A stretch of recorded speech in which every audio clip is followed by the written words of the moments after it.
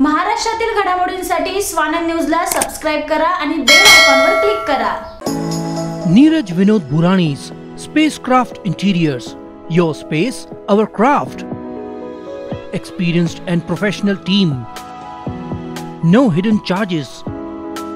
Luxurious designs. Spacecraft Interiors.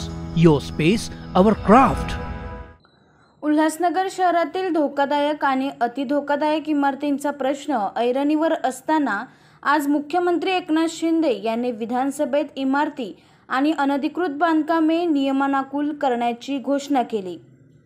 त्यामुळे उल्हासनगर शहरातील जनतेला मोठा दिलासा मिळाला आहे. आमदार कुमार आयलानी यांच्या सातत्यपूर्ण पाठपुराव्याला यश आल्याने शहरातील नागरिकांनी आयलानी यांचे आभार मानले आहे. आज आमदार कुमार आयलानी यांनी कार्यालयात पत्रकार परिषद घेऊन संपूर्ण माहिती दिली. काय म्हणाले ते ऐकूयात. काफ़ी बरसों से उल्लासनगर में धोखादायक बिल्डिंगों का मुद्दा चला. काफ़ी टाइम हमने इसकी कोशिश की कि उल्लासनगर में जितनी भी बिल्डिंग है कंस्ट्रक्शन है वो रेगुलाइज हो. हमने इतनी तक कोशिश की कि हमारे गुरुमुख जगवानी जी, MLC, मैं और हमारे भारतीय जनता पार्टी के सभी पदाधिकारी अपना वसंत दावखड़े साहब से नागपुर में मिले थे. उनको रेगुलाइजेशन करने के लिए अध्यादेश पास करने के लिए हमने शुरुआत की और वहाँ पे अध्यादेश पास भी हुआ नागपुर में. लेकिन उसमें रेट ज़्यादा होने के कारण या उसमें कुछ खामियां रह गई तो उल्लासनगर वासी आगे ना आ पाए. बरसों से फिर वापस से कोशिश करने के बाद आज हमने काफ़ी बार, जब से आमदार बने, मैंने लक्ष्यवेदी डाली, CM से मांग की, लेकिन उसका पाठ पूरा न होने के कारण लक्ष्यवेदी में हमें सपोर्ट नहीं मिली, क्योंकि हम उस समय से ही विरोध में थे. काफ़ी समय से, कितने सालों के बाद हमने कोशिश करते करते आज हमने आदरणीय देवेंद्र फडणवीस साहब के सपोर्ट से, हमारे CM एकनाथ शिंदे साहब के सपोर्ट से, आदरणीय रविंद्र चौहान, श्रीकांत शिंदे जी, सबके सपोर्ट से आज हमारा वो लक्ष्यवेदी जो हमने 2 दिन पहले डाला था, और हम खुद स्वयं हमने एकनाथ शिंदे साहब से मुलाकात की, देवेंद्र फडणवीस साहब से मुलाकात की, और मैंने बोला ये इमरजेंसी मुद्दा है, काफ़ी दिनों से ये चलते आ रहा है. तो उन्होंने आश्वासन दिया मुझे कि आपका ये इसी सेशन में आपका उल्लासनगर का जो धोखादायक बिल्डिंगों का मुद्दा है हम पास करके देंगे. आज वो मुझे जो कल एकनाथ शिंदे साहब और देवेंद्र फडणवीस साहब ने मुझे प्रॉमिस किया, आज वो मुद्दा सेशन में आया और वो एकनाथ शिंदे साहब ने सैंक्शन करके दिया. मैं उन सभी का तहे दिल से शुक्रिया अदा करता हूँ, आदरणीय CM साहब का, एकनाथ शिंदे साहब का, और डिप्टी CM देवेंद्र फडणवीस साहब का, विनोद तावरे, अपना रविंद्र चौहान साहब का, और हमारे श्रीकांत शिंदे जी का तहे दिल से शुक्रिया करता हूँ. और ख़ास करके हमारे बालाजी खदगांवकर जी, जिन्होंने हमें सपोर्ट भी की.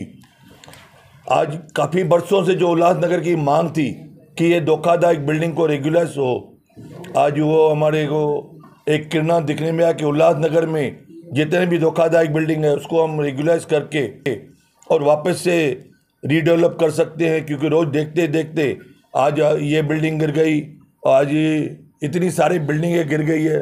45 से 50 बिल्डिंग गिरने के बाद में 60-70 आदमी लोग गुजर गए, कुछ सीरियस हो गए.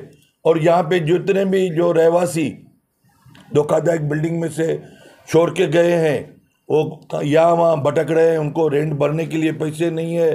किसकी हालत कैसी हो गई, क्या हालत हो गई है. आज हम इतना दुखद देख के आज हमने मजबूर हो के कल दोनों को मैं ये प्रॉमिस लिया और आज उनसे मैंने ये सैंक्शन करा के अध्यादेश का आज पूरा हुआ. धन्यवाद. जय हिंद, जय भारत. माननीय मुख्यमंत्री श्री एकनाथ शिंदे जी ने उल्लासनगर के लिए जो विधान भवन के अंदर घोषणा की है वह न भूतो न भविष्यति. हर एक कहेगा कि मैंने ऐसे किया वैसे किया, लेकिन यह जो हमारे उप मुख्यमंत्री देवेंद्र फडणवीस जी और मुख्यमंत्री एकनाथ शिंदे जी की जोड़ी आई है, यह सिर्फ और सिर्फ काम पर ध्यान दे रही है, बातों पर नहीं। 24 घंटे में 20-20 घंटे काम किया जा रहा है। आज का जो विधान भवन का डायरेक्ट वीडियो आया है वह यह सिद्ध कर रहा है कि उल्लासनगर की जो सबसे बड़ी समस्या थी वह 3 समस्याओं का निवारण एक साथ कर दिया गया है। पहला है कि अनधिकृत बांधकाम, जो रेगुलराइजेशन का विषय था, जिसमें हमें दंड की राशि बहुत ज़्यादा हो रही थी, जिसके लिए कोई भी 17 सालों के अंदर 16 सालों के अंदर रेगुलराइजेशन नहीं कर सका।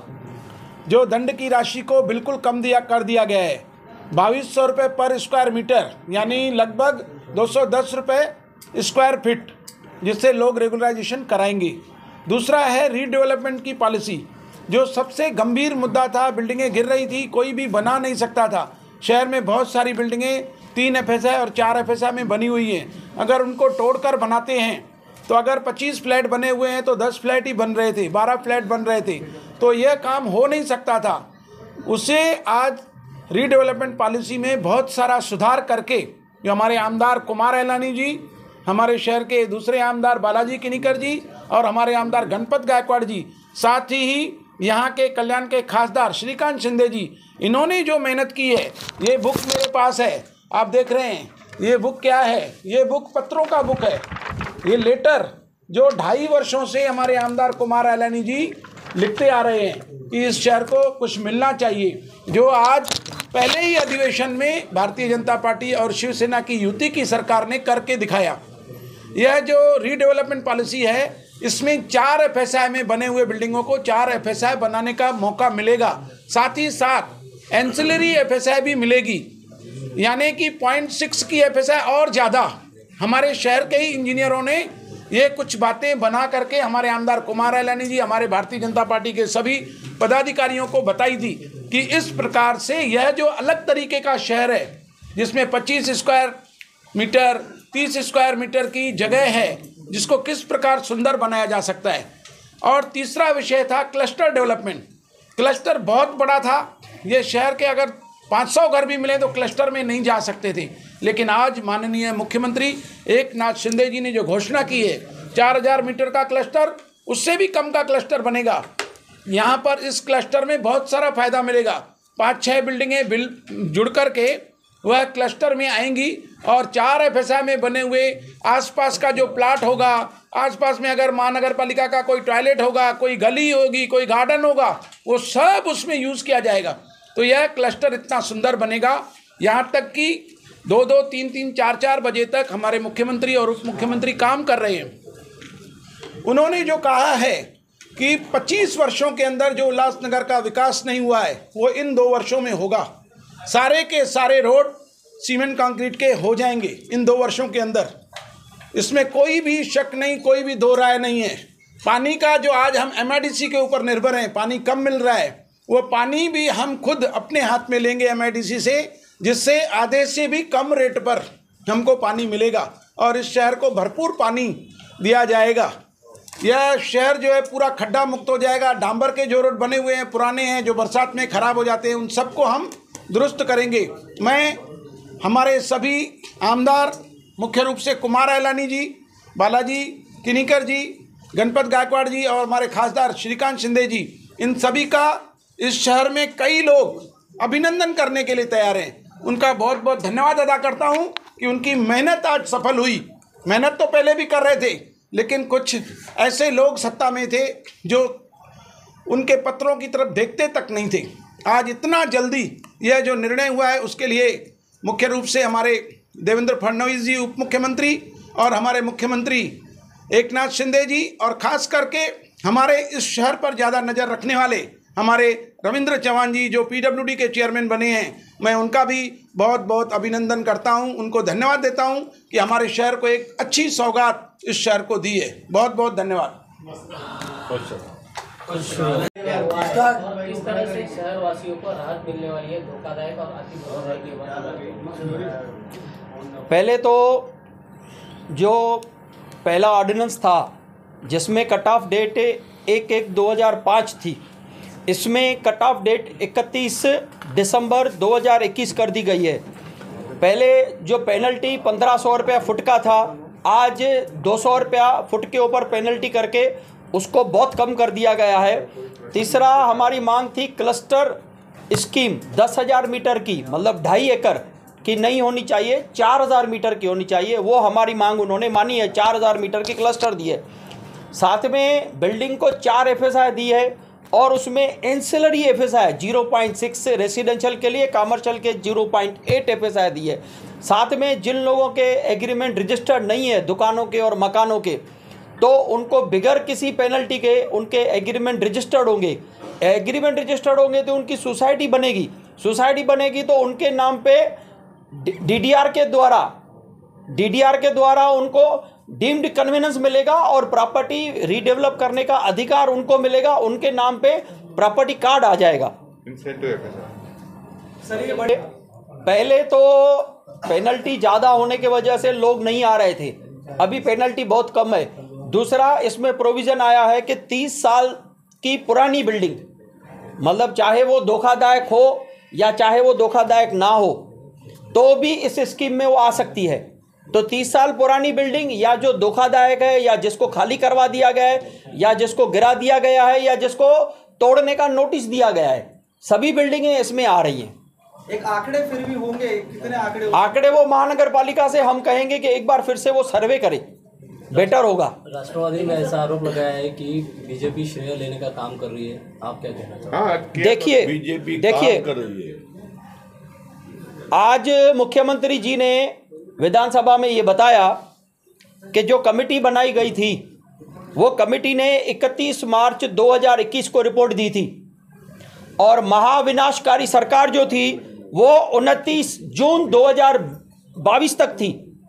तो 1.25 साल रिपोर्ट आने के बाद भी उन्होंने रिपोर्ट मंजूर नहीं की, सिर्फ उनको रिपोर्ट मंजूर करनी थी। यहाँ भाजपा और शिवसेना शिंदे गठ का हमारी जो सरकार आई है उन्होंने सिर्फ 2 महीने के अंदर ये रिपोर्ट मंजूर कर दी।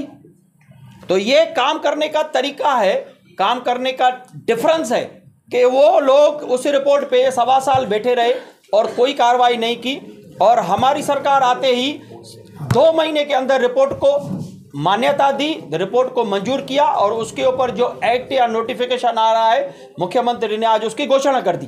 सर एक आखिरी समय पे बिल्डिंग रेगुलराइज हो जाएगी, आप बिना पेनल्टी के अपने फ्लैट और दुकान रजिस्टर कर देंगे तो आप अपनी कोऑपरेटिव सोसाइटी बना सकते हैं।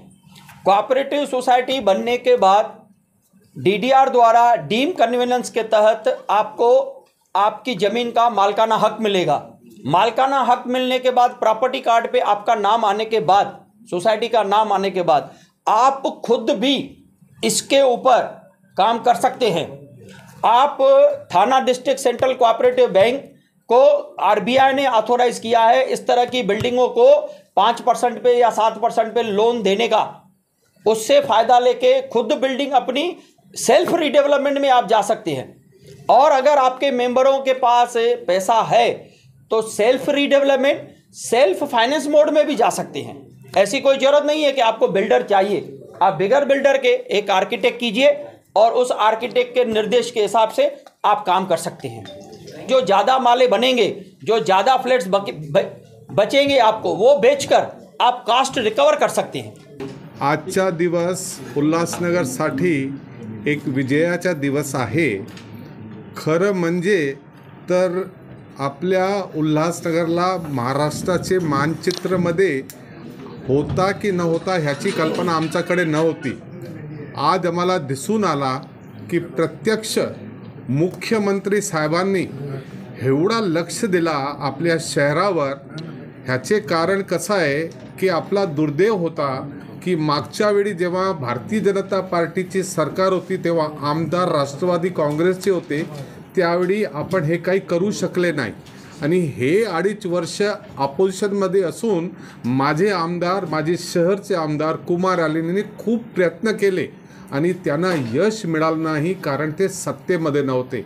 सत्तेमध्ये आल्यानंतर पहिल्याच अधिवेशनमध्ये आणि एवढे काही देणं आणि स्वतः मुख्यमंत्रीने उल्हासनगर शब्द उच्चारणे आणि आमदाराचं नाव उच्चारणे कुमार आलानी कुठे आहे हे कमी नाही आहे उल्हासनगरसाठी। बालाजी किणेकर कुठे आहे आणि एक श्रीकांत शिंदे कुठे आहे हे शब्द विचारले. मी ऋणी आहे मुख्यमंत्रीचा, उपमुख्यमंत्री आमचे देवेंद्र आमचे नेते त्याचा मी ऋणी आहे. रवींद्र चव्हाणाचा ऋणी आहे की आज उल्हासनगरमध्ये जे आपण प्रश्न मार्गी लावला आहे, आजचा जे प्रश्न आपण जे मार्गी लावला आहे ते प्रश्न एवढा चांगल्या रीतीने आपण मार्गी लावला की आपल्याकडे कुठला आपण प्रश्न ह्याबाबत सोडला नाही. आपण विचारायचे काय होणार मालकीची गरज नाही आहे. मालकी तुम्हाला थेट सरकार देणार आहे. दंडाचा काय होणार, 200 रुपये फूट फक्त दंड लागणार आहे. माझी डेव्हलपमेंटसाठी मी कोणाला बिल्डिंग देऊ, तुम्ही कोणालाही ठेका देऊ शकता. तुम्ही तोडून तुमची बिल्डिंगचा प्लान पास करून कुठल्या बँकेतून कर्ज घेऊन आणि उल्हासनगरमध्ये चांगली जागा बनवून स्वतः बसू शकता. माझा शहर जो मागच्या खूप वर्षापासून लोक मरत होते आणि आम्ही काही करू शकत नव्हते. आज आम्ही त्या लोकांना, जेवढे लोक मेले आहे त्यांना आम्ही खरी श्रद्धांजली देतोय की आम्ही आज काही केले आहे, आमच्या सरकारने केले आहे तर सगळं त्यांची जीवावर आम्ही केलं आहे. आज दुर्घटना घडलेली आहे. आज उल्हासनगरमध्ये आजही एक माणूस मृत्यू पावलेला आहे. त्याला खरी श्रद्धांजली आहे. आणि माझे आमदार आणि सगळे आमचे भारतीय जनता पार्टी शिवसेनाचे नेत्यांना मी मनपूर्वक मी धन्यवाद देतो.